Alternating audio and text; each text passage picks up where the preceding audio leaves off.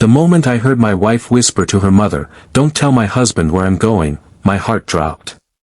I had just bought her a brand new car because I wanted to give her something she had dreamed about for years. But now, standing outside the kitchen door, I wondered if the woman I loved was planning to use that very car to leave me for someone else. I could have confronted her. I could have shouted, demanded answers, or walked away.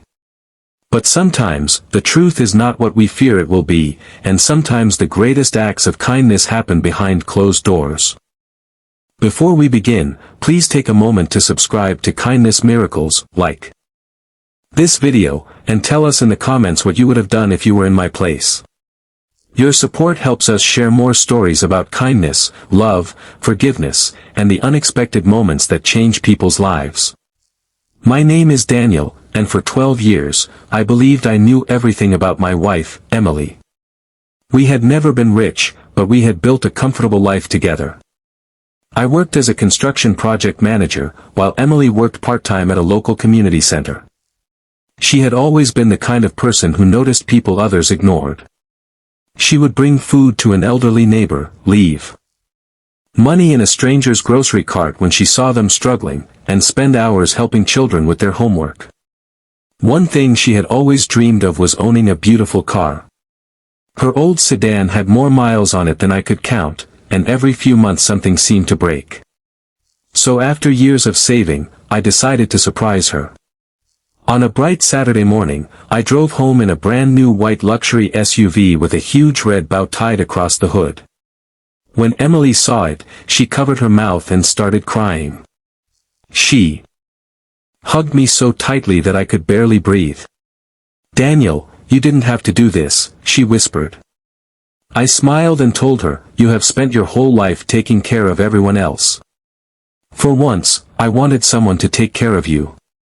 She cried again, and I thought I had given her the happiest day of her life.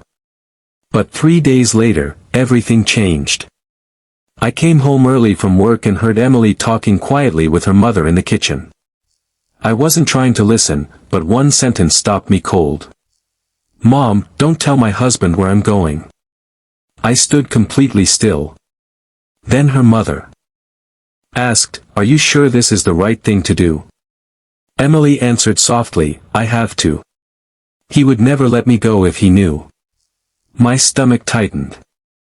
I thought about the new car sitting in the driveway. Suddenly, every smile, every late-night phone call, every time Emily had stepped outside to answer her phone seemed suspicious. I wanted to burst into the kitchen, but something inside me said, "Wait." The next morning, Emily took the new SUV and drove away. I followed her from a distance in my old truck, not because I wanted revenge, but because I needed to know the truth. She drove across town and stopped outside a small, run-down house. I recognized the place immediately. It belonged to Michael, Emily's ex-boyfriend from before we met. My heart sank. I watched as Emily stepped out of the SUV carrying several grocery bags. Michael came outside, looking exhausted. Beside him stood a little girl, maybe 8 years old, wearing a pink jacket. Emily hugged the child. Then she handed Michael an envelope. I felt anger rising inside me. After everything we had built, was she secretly helping her ex? I stepped out of my truck and walked toward them. Emily turned around and froze when she saw me. "Daniel," she whispered. I looked at Michael, then at the little girl. "So this is where you've been going?" I asked. Emily's eyes filled with tears. "I wanted to tell you, but I knew you'd try to stop me." I felt my voice shake. "Why?" She looked at the little girl and took a deep breath. "Because Michael's daughter, Lily, has been seriously ill. He lost his job weeks ago because he had to stay home with her. He couldn't afford the treatment she needs. I found out through my mother, and I started helping them secretly." I stared at her in silence. "Then why didn't you tell me?" I asked. Emily wiped her tears. "Because I know you, Daniel. You would give them everything we had. You'd empty our savings, sell your truck, and probably try to fix everything yourself. I didn't want you to sacrifice your life for someone from my past. Michael stepped forward and lowered his head. Daniel, I know how this looks. But Emily has never done anything wrong. She has been helping my daughter because she couldn't stand watching a child suffer. Then Lily quietly walked toward me. She held out a small piece of paper. On it was a drawing of a white car with 3 people standing beside it.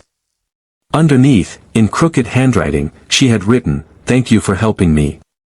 My anger disappeared. I realized I had been so focused on my fear that I had forgotten who my wife really was. Emily wasn't driving the new car to meet her ex. She was using it to deliver food, medicine, and hope to a little girl who needed someone to care. I looked at my wife and smiled through my tears. "You should have told me," I said. She nodded. "I was scared you'd be angry." I shook my head. "I'm not angry. I'm proud of you." Then I turned to Michael. "How much does Lily's treatment cost?" He hesitated. I repeated the question. He finally told me the amount. It was far more than they could afford, but it was not more than we could manage. I took out my phone and made a call. Within a week, Lily's treatment was paid for. We also helped Michael find a new job through one of my contacts. Emily never asked me to do any of it. I simply wanted to continue the kindness she had already started.